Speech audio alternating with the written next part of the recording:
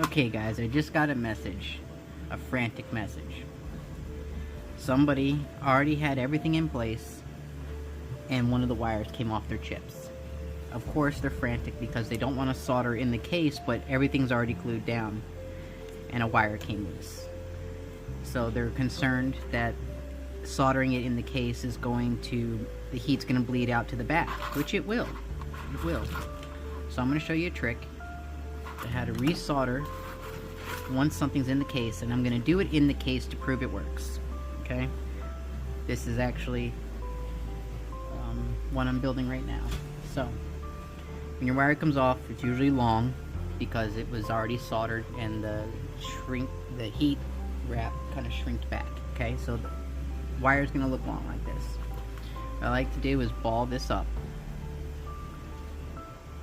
Ball it up. Give it more surface area. Like that. Make a little ring out of it, okay? Now, wherever you lost your wire, there's also going to be some solder left over. So I'm going to quickly add a little bit of solder to this part. It should look like that when you pull it, when the wire comes off. Okay? So what you're going to do is you're going to flux it here, you're going to flux it here. Flux really helps when you're doing this part.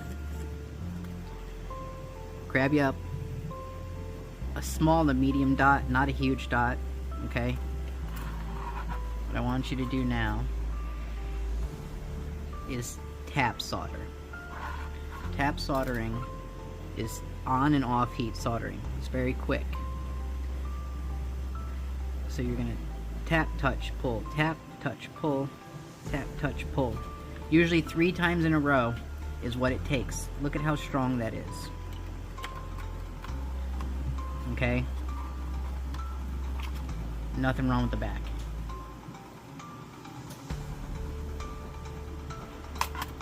But tap soldering is where it's at when you're doing a repair of a board that's already inside the case. What you don't want to do is when a board is in the case, because the solder goes all the way through, is to stick it and hold it on there like normal to get it to sweat and unsweat.